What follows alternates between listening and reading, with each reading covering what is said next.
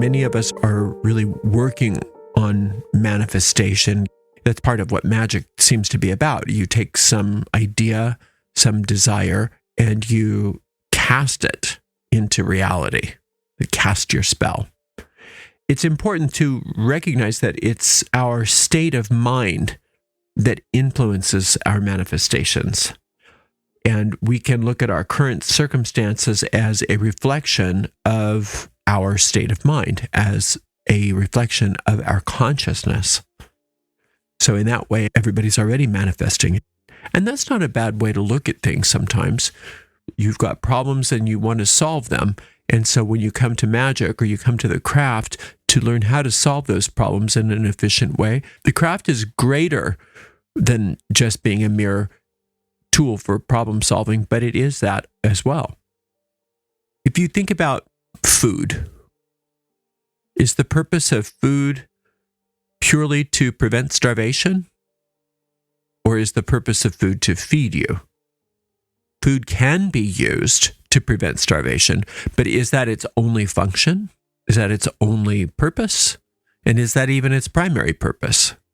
If you look at the fact that there's more food on the planet than there are people starving, it's not the food, it's the mind that causes starvation.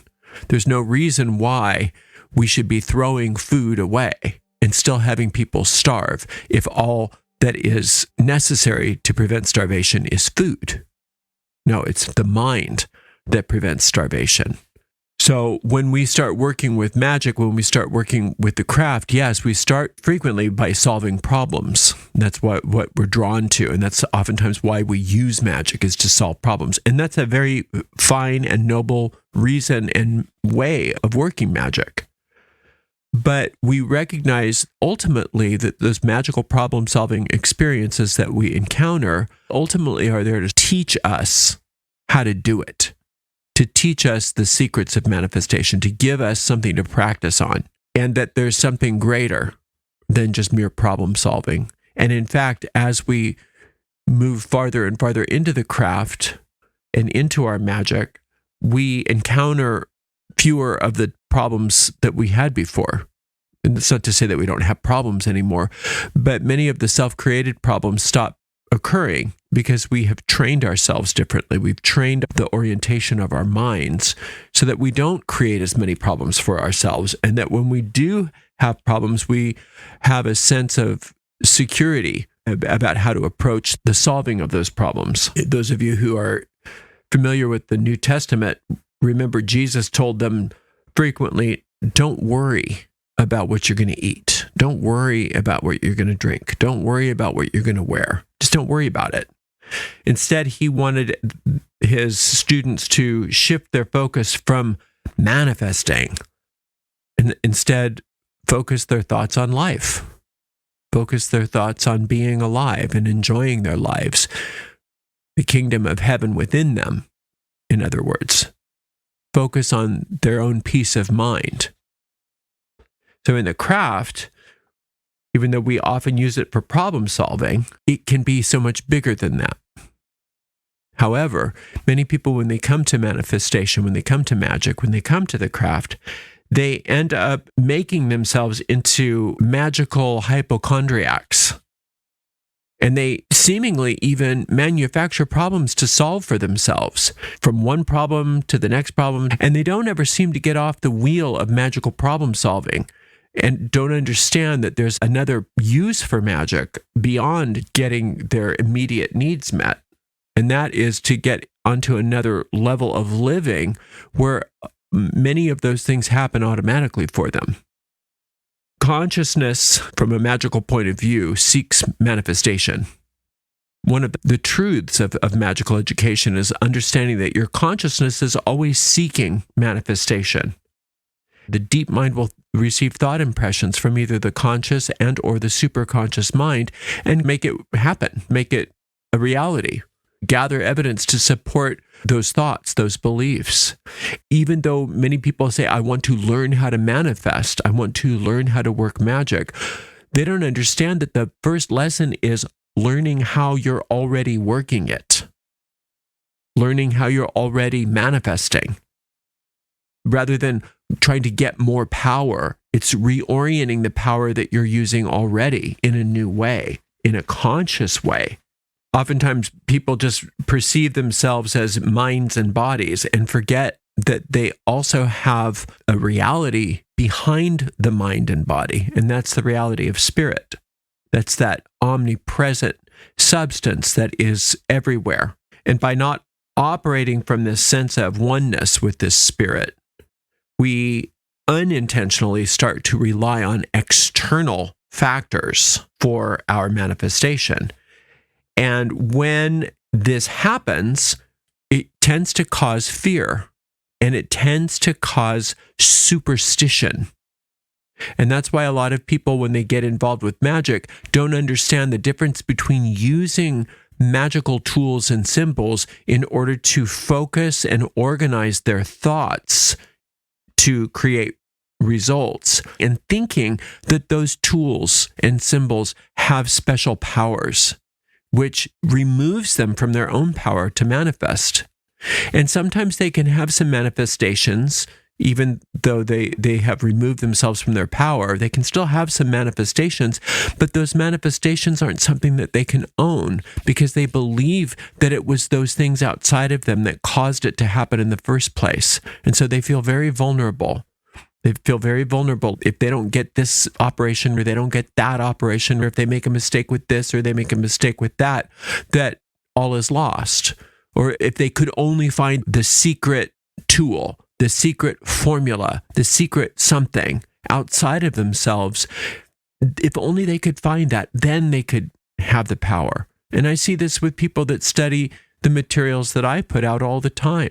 And they don't understand. If they took a step back and they listened to the overall teaching, they would understand that these are just ways of creating context. These tools are ways of organizing their mind so that they can focus their intentions in such a way that they can have the manifestations that they desire. But it's not so much you must have this tool, or you must have this ritual, or this talisman must be in a specific configuration, or all is lost. It's rather, what is this talisman saying? What am I communicating to my deep mind through this talisman? What am I communicating to my deep mind through the manipulation of these candles on my altar, or this athame, or this chalice? What are these symbols saying? What is the thought form I'm creating with these things?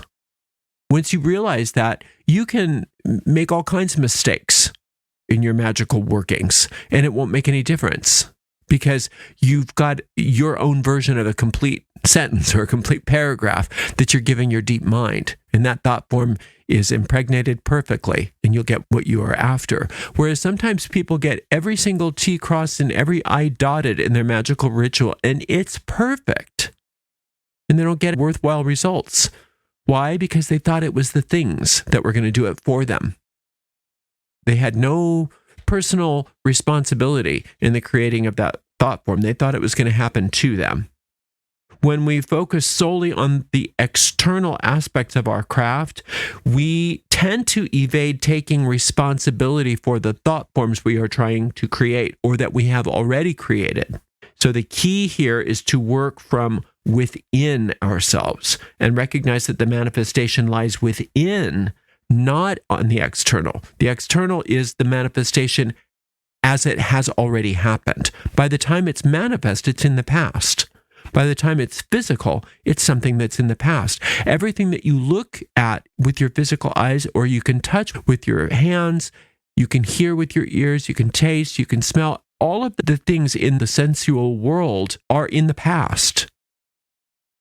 The present exists in your mind, and that's where the power is. The key to manifestation is often talked about as the, quote, secret of the ages. And this is that the oneness of the infinite mind is always within you. You're always plugged into all the power of the universe, no matter what you think or whether you realize it or not. You already have everything within you that you need. And manifestation simply means then the embracing of your own uniqueness and letting it express itself outward without needing external validation. When you can do that, your manifestations are very swift. They are very certain, and they are always perfect.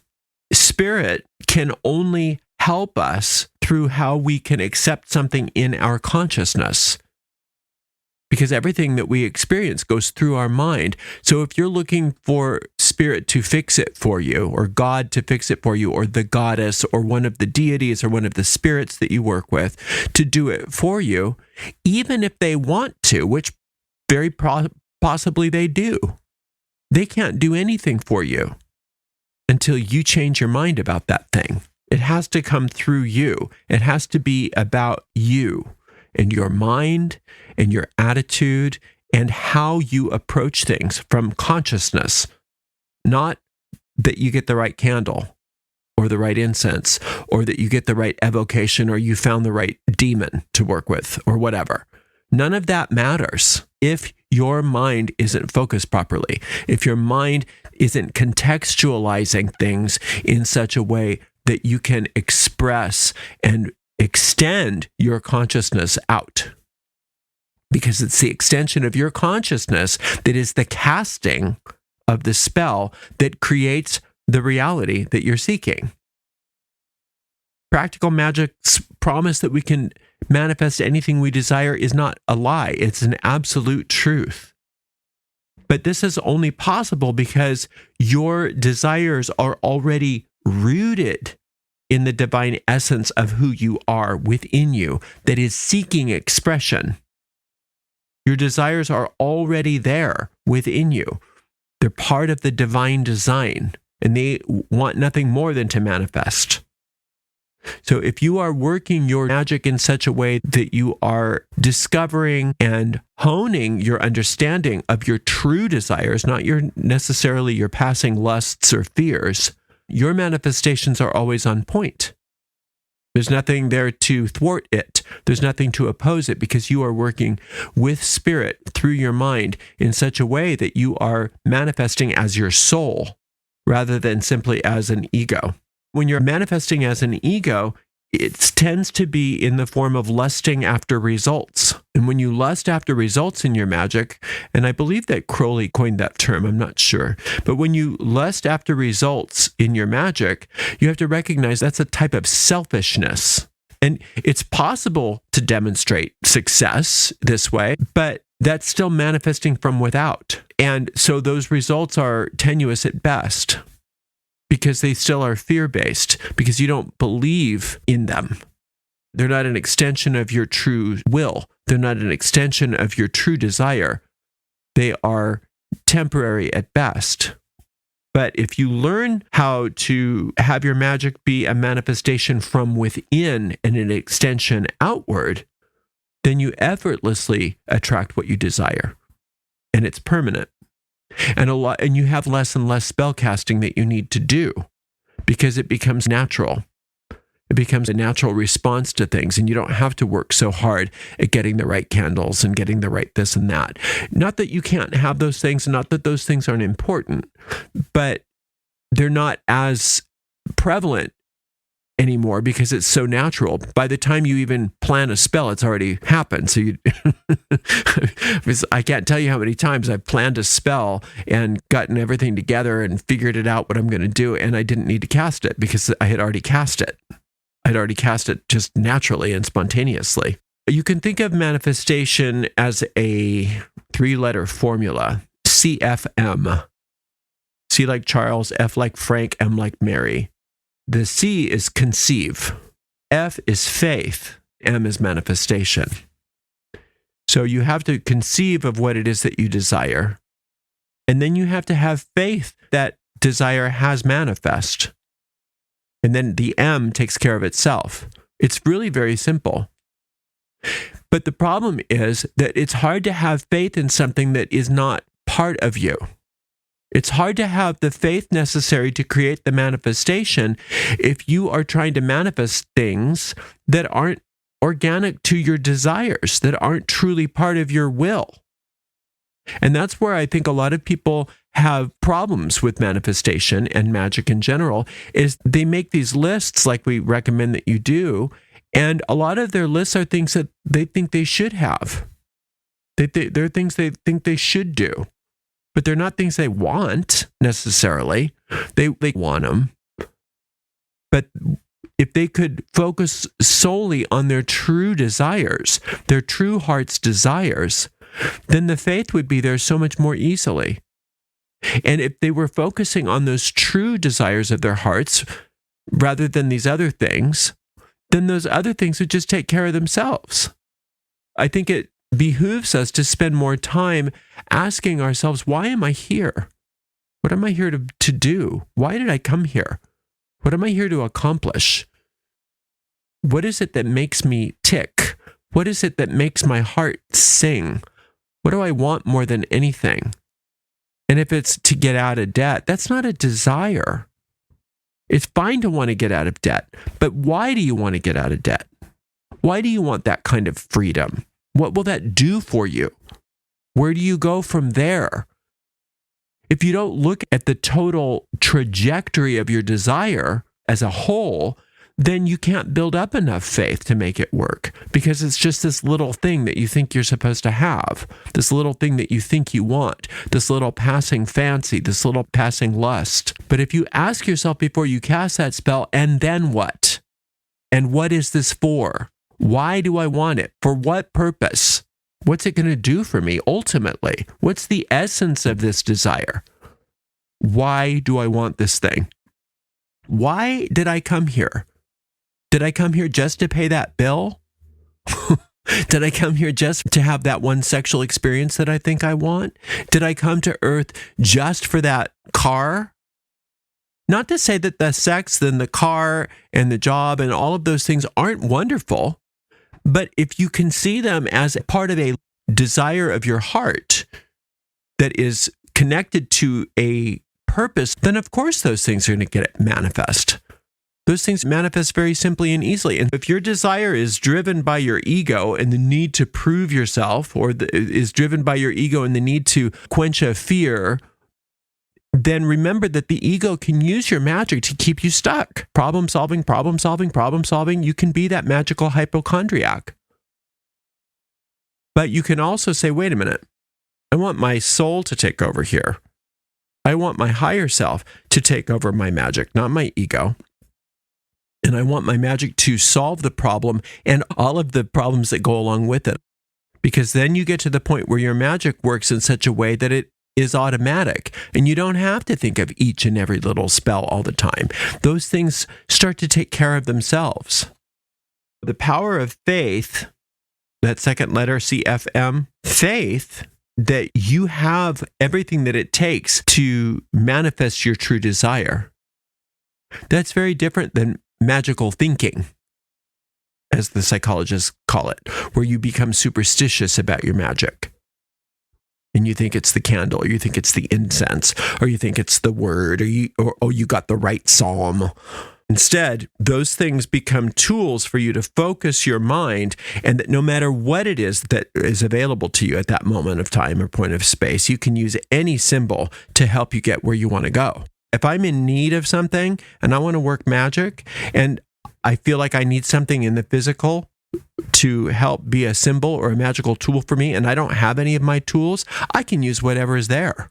Ultimately, I don't need any of those things. I can just think and use my mind. But if I do need something in the physical realm, I can just use whatever's at hand. I don't need special tools. I don't need special herbs. I don't need special wands or special incenses. Those things are fine. I have them. It's fine to use those things. It's wonderful. It really does hone your craft, and it really does make for a pleasurable experience. But those things aren't necessary. You don't need any of that.